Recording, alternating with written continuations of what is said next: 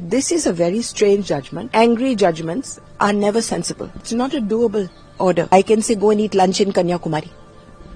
But can you do it? If you want to say take all the dogs of Delhi into shelters, then you must create the shelters. There's not a single shelter in Delhi run by government. You're going to put 3 lakh dogs into how many shelters? You don't even have one.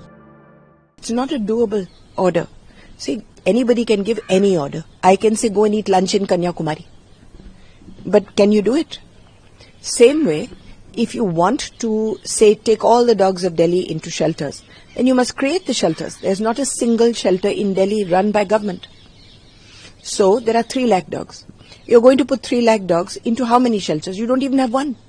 So to make those shelters, you have to spend at least 15,000 crores because you have to find 3,000 places. Those places cannot be in colonies, so you have to find them where nobody lives. Where will you find 3,000, 300, 30 places where nobody lives? Then you have to make high walls, taki bhonkna bhi sunai kam de. You have to make a kitchen, you have to make a watchman, you have to have a drainage system so that the feces and urine can be taken. You have to do all this first. This in itself will take about 5 to 10 years. It cannot be done in 2 months because first you have to find the land.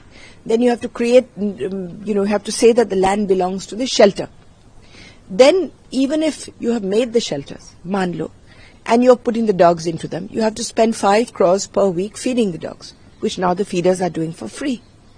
Once you have even done that, you have to have a van. In case the dogs get ill, you have to take them back and forth from there. You have to employ 1.5 lakh people to just be safai karamcharis there. All right, at these shelters. Do we have 1.5 lakh people? Their salaries will be another so many crore rupees. So let us presume that ki humne chumantar kali kantar karke, we have managed to get 3,000 shelters in 6 weeks, 8 weeks. We have put all the dogs in. Firstly, when you're going to get the dogs, there will be mara-mari, there will be fighting in every gully because the feeders are not going to let the dogs go. So every day there will be fighting and police and tamashas all over Delhi. Do we want this destabilization situation? Other political parties will get into it, attack the BJP. For what reason? For what reason? So first you go and create a fighting situation. Then if the fighting stops and you have managed to get all these dogs and you put them into, let's presume that you put all 3 lakhs into these 3,000 shelters.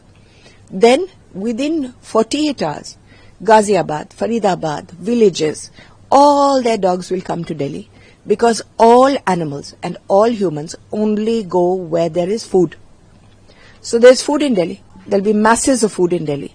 So all the dogs will come. So within 1 week, you will have 3 lakh dogs again. And these will not be sterilized.